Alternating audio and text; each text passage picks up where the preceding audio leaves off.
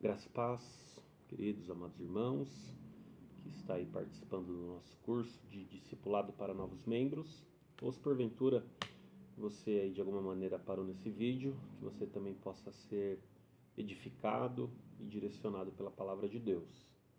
Bem, os nossos encontros, nesse primeiro módulo, cada encontro nós temos meditado em algum tema, algo importante aí para a sua caminhada cristã dentro da igreja, né, presbiteriana independente do Brasil. Na aula anterior nós falamos um pouco sobre a doutrina da queda, como que iniciou essa ruptura entre Deus e a sua criação, o fato de todas as pessoas, independente da onde elas estejam, onde nasceram, o período, todos nós nascemos afastados de Deus, separados, né? Existiu ali uma ruptura. Isso a gente conhece como o pecado original, porque foi a origem ali onde entrou o pecado no mundo.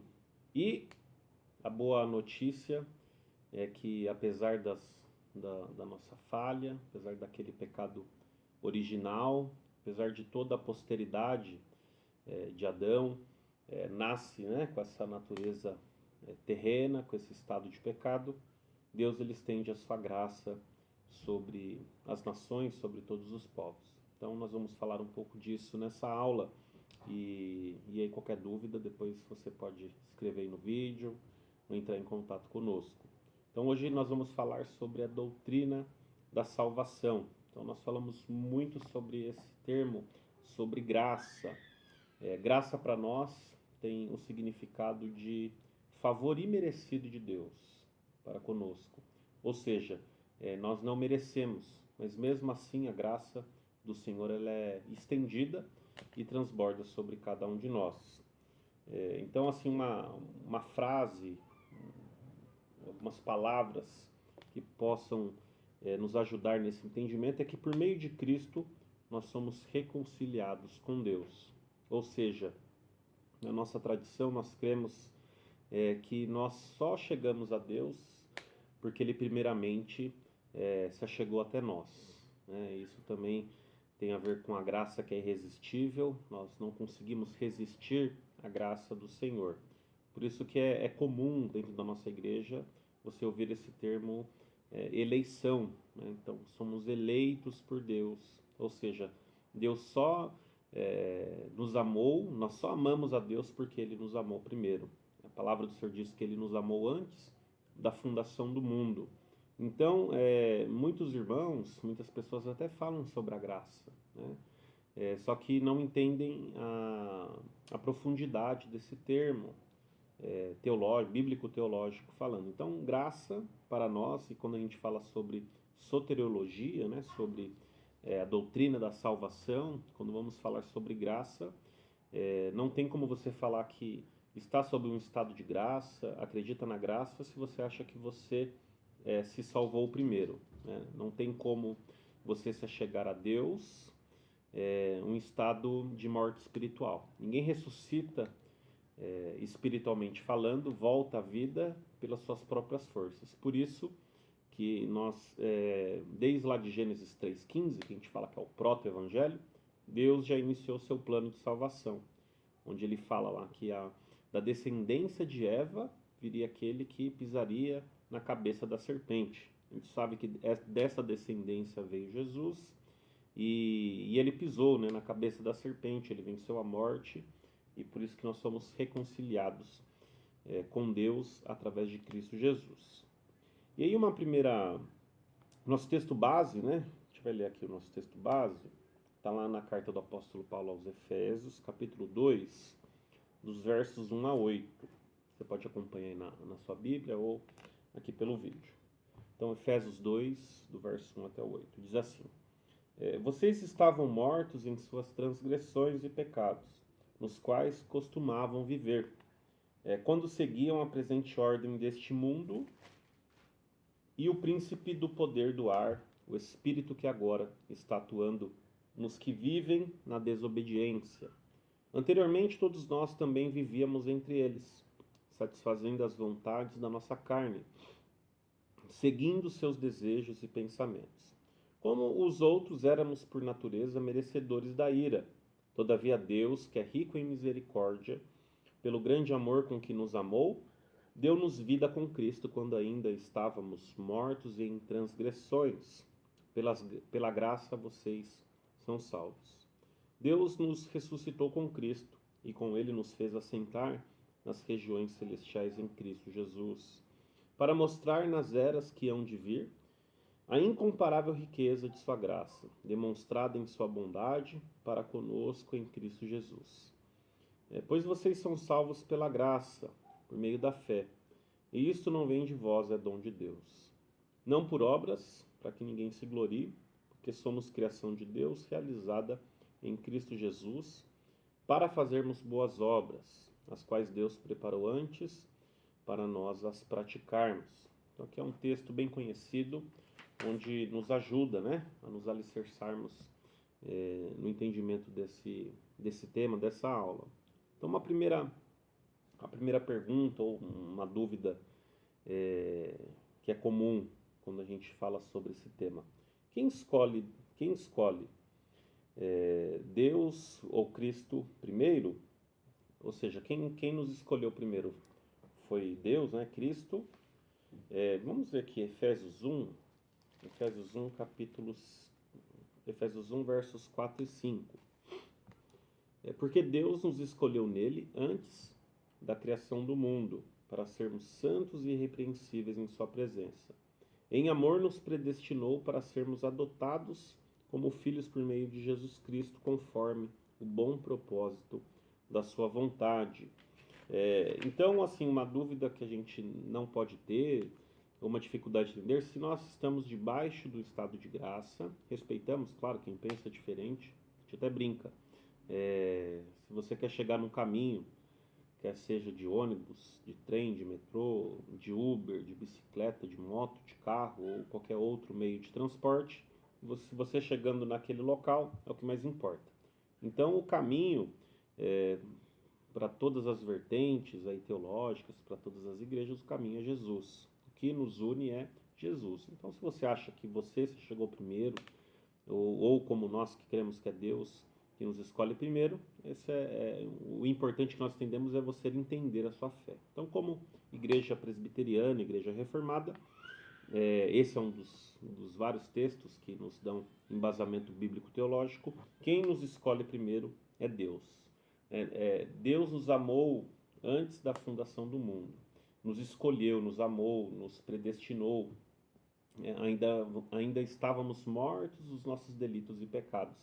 E Deus, ele traçou ali um plano de salvação para cada um de nós. Então, uma primeira dúvida que a gente precisa tirar, ou às vezes quando a gente não entende, não tem como a gente se achegar a Deus se ele mesmo não se achegou antes a nós. Ninguém vai... quando Jesus ele vai ao encontro do seu amigo Lázaro, que está ali já há 4 dias, morto, quando ele pede ao Pai que aquele milagre acontecesse, certamente Lázaro, com as suas próprias forças, não conseguiria voltar à vida. Então nós só ressuscitamos com Cristo, nós só vivemos porque o nosso coração, que era um coração de pedra, foi transformado em um coração de carne.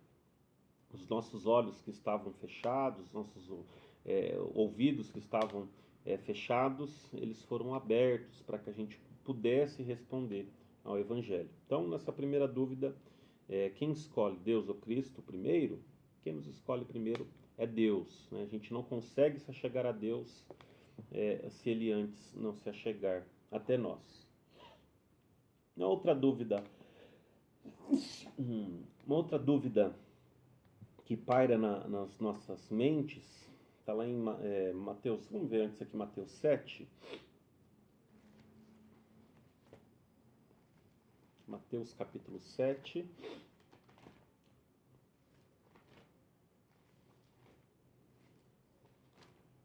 Os versos 13 e 4. Mateus capítulo 7, os versos 13 e o verso 14, 13 e 14. Entrem pela porta estreita, pois larga é a porta e amplo o caminho que leva à perdição. e são muitos os que entram por ela. Como é estreita a porta e apertado o caminho que leva à vida, são poucos os que a encontram. Apesar que, inclusive, tem diversos textos também, como o bem conhecido que a gente vai ver daqui a pouco, João 3,16, dentre outros. Claro que o desejo do Senhor é que todas as pessoas pudessem se salvar. Só que a gente também não pode entrar numa vertente muito perigosa que muitas igrejas têm pregado hoje em dia, que é o universalismo. Ou seja, só existe céu. E a gente sabe que no Novo Testamento fala-se muito mais sobre perdição, sobre é, a vida de tormenta do que do céu, por exemplo. Então, nós sabemos que isso é uma verdade, porque a palavra de Deus não é uma palavra mentirosa. Então, se a palavra de Deus está falando que existem apenas dois caminhos. Hoje, as pessoas querem colocar é, ou apenas um, ou vários acessos, ou alguns dizem que as religiões todas vão levando para Deus, e a gente sabe que o único caminho para reconciliação e justificação é através de Cristo Jesus. Então, infelizmente, nós precisamos entender que nem todas as pessoas serão salvas. E aí, erroneamente, alguns, quando a gente fala sobre a predestinação, sobre a eleição, creem na dupla predestinação, ou seja, Deus predestinou alguns para o céu e predestinou outros para o inferno. Nós não cremos assim, nós cremos que a salvação é estendida a todos os povos, de todas as tribos, povos e raças juntos virão adorar ao Senhor, de todas as nações. Né? Ele não deixou apenas para o povo judeu, para o povo de Israel, eles foram um instrumento para que todas as nações tivessem a oportunidade de vir servir ao Senhor, assim como eu e você. Só que nós também não podemos nos esquecer que existem dois caminhos. E se todas as pessoas fossem se salvar, não existiria o céu e o inferno, todos iriam para o céu. Apesar que é o desejo do Senhor, só que a gente fala também que isso é um grande mistério. Né? A próxima aula nós vamos falar sobre o Espírito Santo, inclusive isso é uma das funções que a gente crê e interliga com a doutrina da graça, que quem vai convencer, quem vai transformar o coração em pedra, um coração de carne, quem vai nos tirar a venda, a cegueira espiritual, os nossos ouvidos fechados, é o Espírito Santo. A nossa função é pregar o Evangelho a todas as pessoas, a todas as criaturas, e deixar essa função de convencimento com o Espírito Santo, porque nós não temos condições alguma de convencer o pecador. O nosso poder está na palavra de Deus. Então, através da palavra, nós sabemos que a transformação, que a salvação, a fé vem pelo ouvir a palavra de Deus. Então, quando a palavra é pregada, é quando Deus, na sua soberana ação salvífica, no tempo que Ele tem para cada pessoa, quando a palavra vai sendo pregada com poder e graça, uma palavra verdadeira, o verdadeiro evangelho, a salvação. Assim nós cremos. Então, infelizmente, nem todas as pessoas serão salvas. Só que nós não sabemos quem vai responder ou não ao evangelho. E lembramos que isso é um grande mistério. Mas não podemos nos esquecer que existem sim dois caminhos, porque senão a gente começa a entrar em um viés que todo mundo vai para o céu. Apesar que esse é o desejo do Senhor, a gente sabe que a porta é estreita e são poucos os que a encontram, né? E então, o fato de você estar nos caminhos de Deus, de ter Jesus como Senhor e Salvador da sua vida, já é uma alegria, uma dádiva de gratidão todos os dias ao Senhor, porque Ele te chamou para a maravilhosa graça dele, para esse caminho de luz, né? Te resgatou das trevas para o caminho de luz.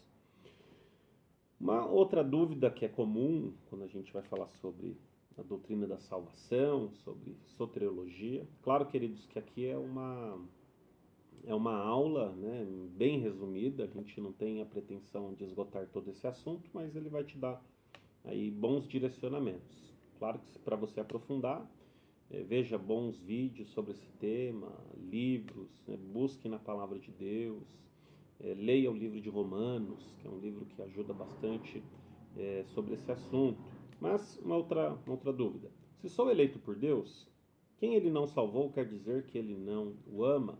E aí a gente lembra de João 3,16. Porque Deus amou o mundo de tal maneira que deu seu único filho para que todo aquele que nele crer não pereça, mas tenha a vida eterna. Então, primeiro que a gente tem que entender assim, eu devo pregar a todas as pessoas, porque essa é a grande comissão. Está lá em Mateus 28, de 18 a 20. Ide por todo mundo, pregar o evangelho a todas as pessoas. Então, primeiro que Deus não faz acepção de pessoas e nós também não.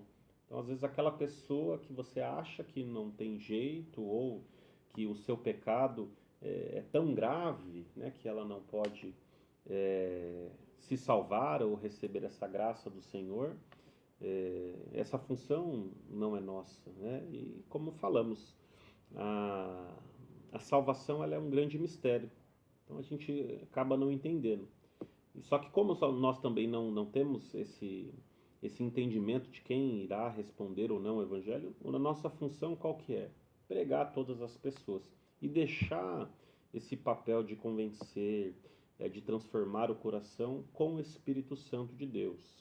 Então a igreja não deve fazer exceção de pessoas, devemos pregar para todas as pessoas, independente da sua raça, da onde essa pessoa nasceu, da sua posição social, desde uma pessoa mais simples até aquelas pessoas mais benquistas dentro da sociedade, todas as pessoas devem e podem receber a palavra de Deus, o Evangelho de Cristo, né?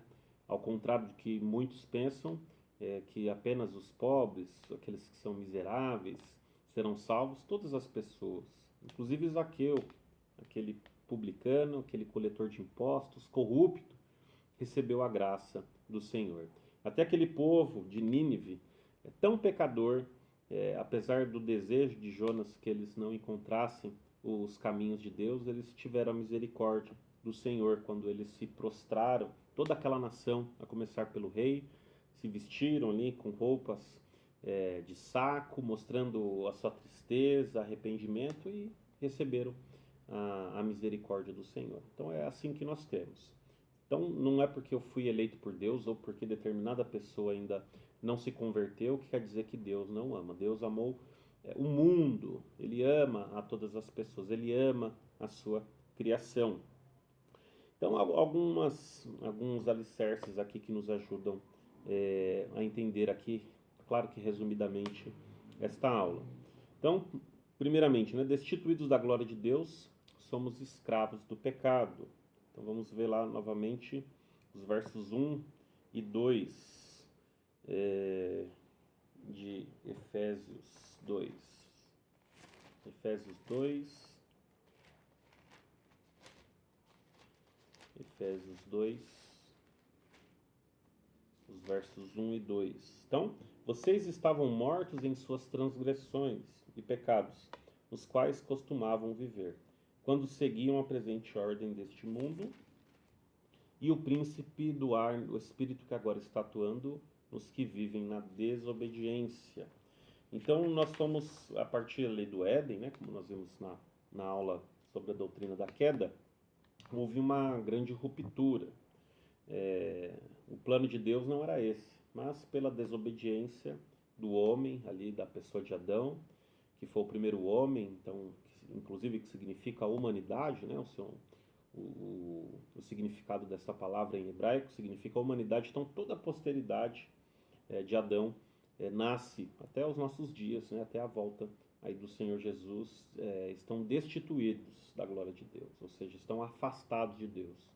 Contrário do que alguns pensam, que depois que a gente cresce, tem consciência, e aí a gente vai escolher se está afastado ou não de Deus, nós cremos que todas as pessoas já nascem mortas espiritualmente, afastadas de Deus por conta desse pecado original. Então, destituídos da glória de Deus, somos escravos do pecado. Então já nascemos com essa escravidão do pecado. Ou seja, se a gente começar uma vida sem Jesus e terminar uma vida sem Jesus, nosso destino é o inferno, é a perdição. Tá? Porque nós já nascemos com essa escravidão por conta dessa nossa natureza pecadora, por conta do pecado original, né? Somos escravos do pecado. Vamos ver lá também Romanos 5:12, fala um pouco sobre isso. Romanos 5, verso 12. Portanto, da mesma forma, como o pecado entrou no mundo por um homem, e pelo pecado a morte, assim também a morte veio a todos os homens, porque todos pecaram. Ou seja, o próprio apóstolo Paulo ele fala disso, né? Não há nenhum justo sequer. Não há ninguém que possa se auto-justificar. Por isso que a graça, ela nos constrange, né? Esse amor de Deus para cada um de nós é constrangedor, é um amor assim que ele transcende qualquer entendimento humano. A gente não consegue entender como que mesmo com as nossas imperfeições, Deus escolhe nos estender a mão, nos chamar para uma nova vida. Então, sem essa graça, sem essa ação de Deus, por isso que com muita tranquilidade nós falamos, sim, sou eleito por Deus, fui chamado por Deus, respondi a esse evangelho porque ele transformou meu coração, o Espírito Santo ele veio e me transformou, ele abriu o meu coração para receber o evangelho. Então, se você, e aí tem pessoas que falam, não, mas eu lembro o dia que eu fui lá na frente, eu fiz uma oração. Você só conseguiu responder esse evangelho porque houve uma ação do Espírito Santo no seu coração. Esse evangelho, porque senão esse evangelho vai sempre ser. Por que tem pessoas que escutam a vida inteira o evangelho e ele entra e sai? Porque não houve ali um convencimento do Espírito Santo. E não tem como você também falar que o Espírito Santo que convence e não crê na salvação pela graça, nesse favor que é imerecido, nessa eleição, nessa predestinação. Eu sei que às vezes é difícil a gente entender, até porque a maioria das igrejas pregam uma soteriologia arminiana, que vai totalmente diferente. Respeitamos, claro, também. Tem muitas igrejas sérias que assim não pensam.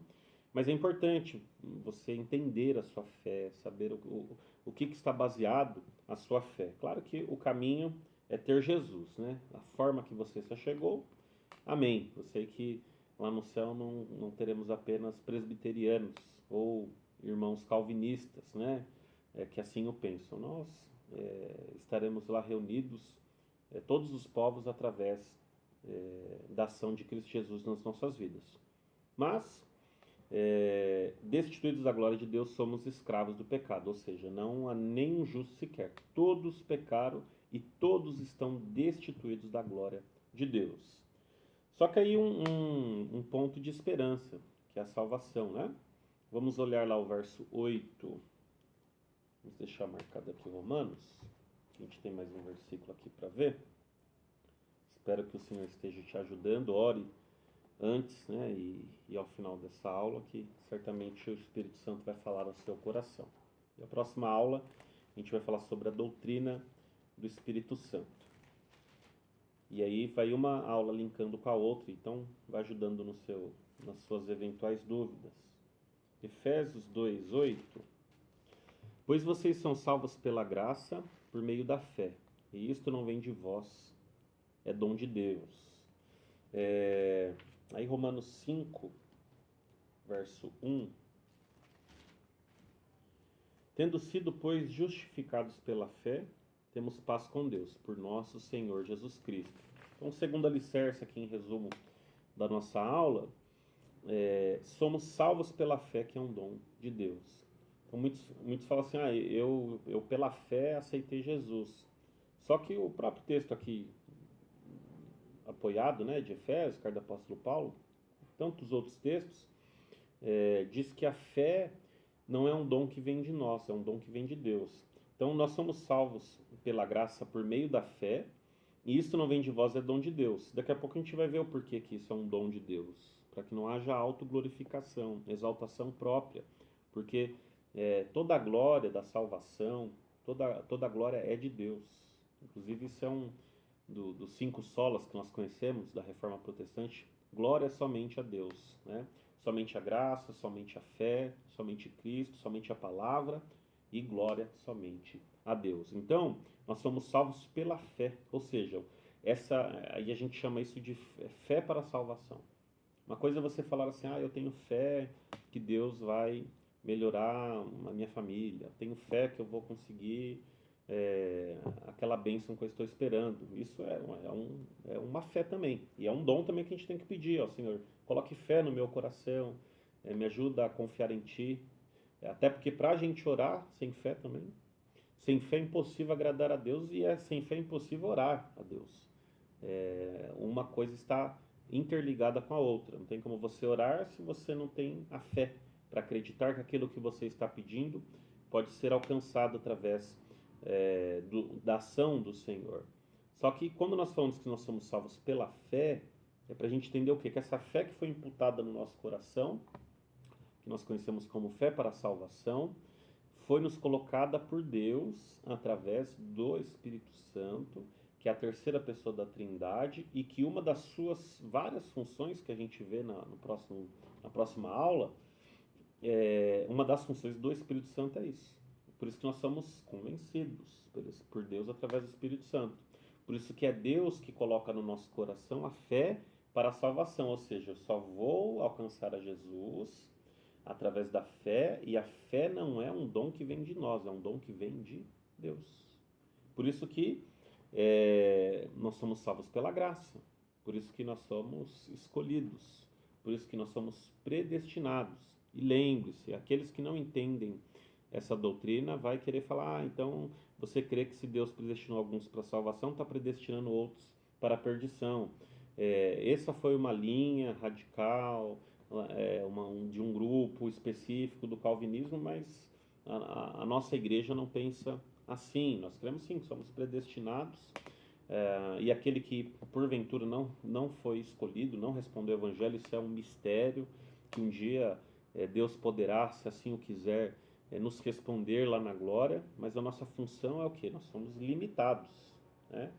Quem é Deus é o nosso Pai, quem é o Filho de Deus é Cristo, quem é a terceira pessoa da Trindade também que é Deus é o Espírito Santo. Então a nossa função é limitada, ou seja, a gente não fica indagando o Pai, ou querendo desafiar o Pai. Porque tem que fazer, tem que salvar, porque eu determino. A gente não consegue determinar nada, não. A gente pode crer, pode pedir, pode orar, pode insistir, mas a última palavra é sempre do Senhor. Então nós somos salvos pela fé, que é um dom que vem de Deus. E aí, nesse último alicerce agora que a gente vai ver, está aí nos versos 9 e 10. Não por obras para que ninguém se glorie, porque somos criação de Deus, realizadas em Cristo Jesus, para fazermos boas obras, as quais Deus preparou antes de nós as praticarmos. 2 Timóteo,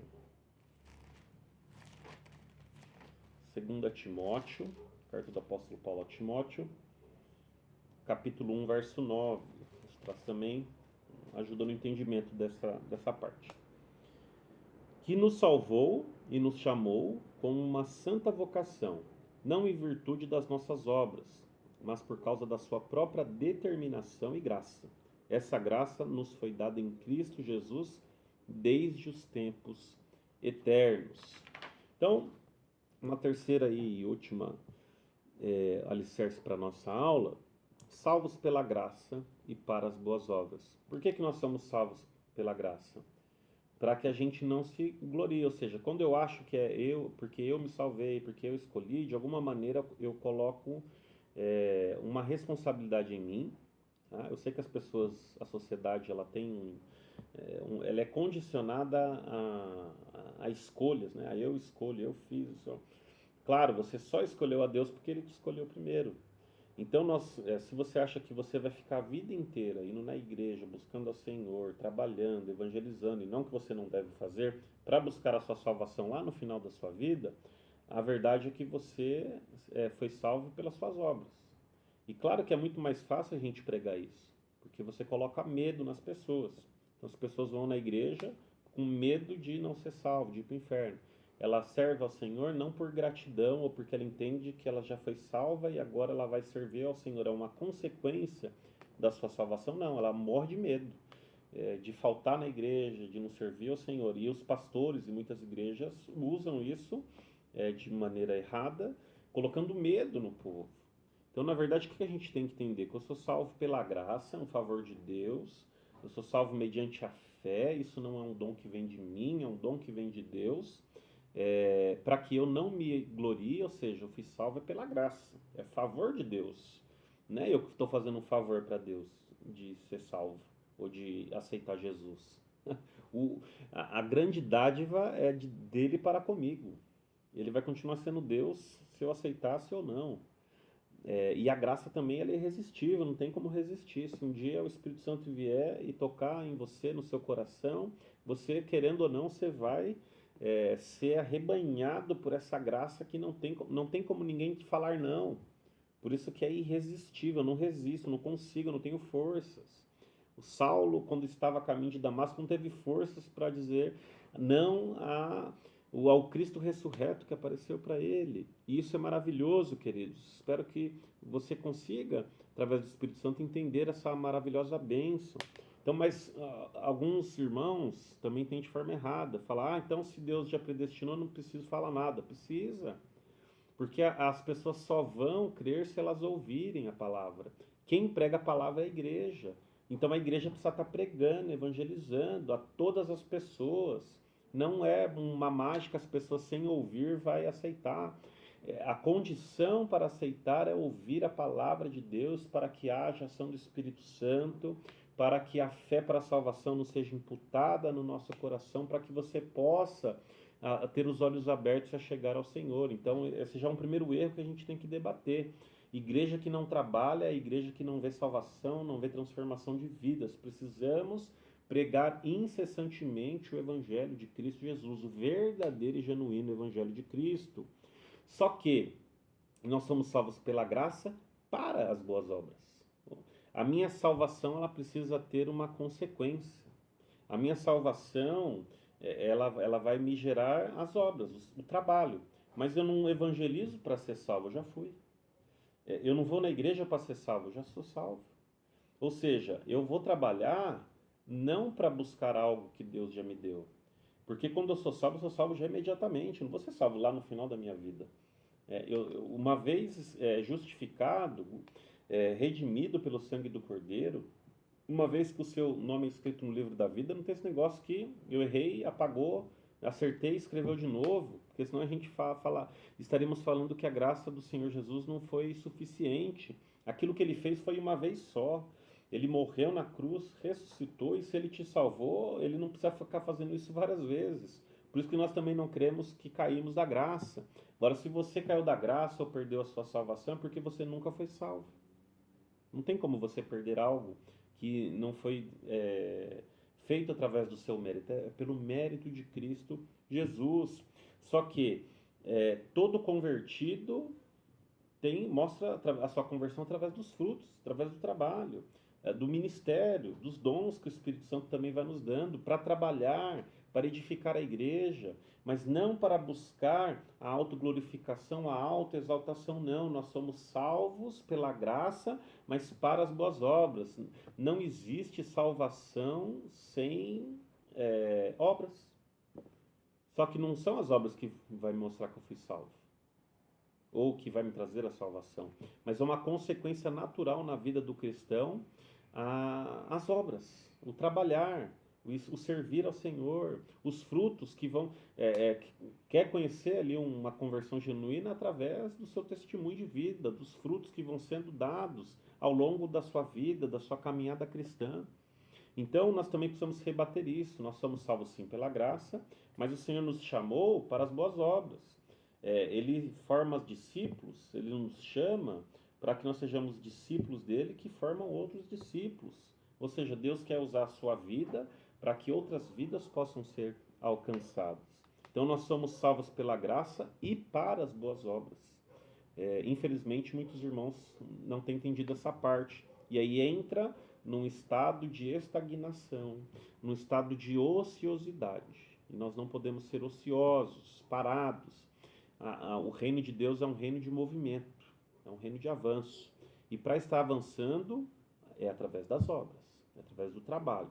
Mas não para ganhar salvação, porque senão aí a salvação começa a ser por obras. E quando é por obras, a autoglorificação, a autoexaltação.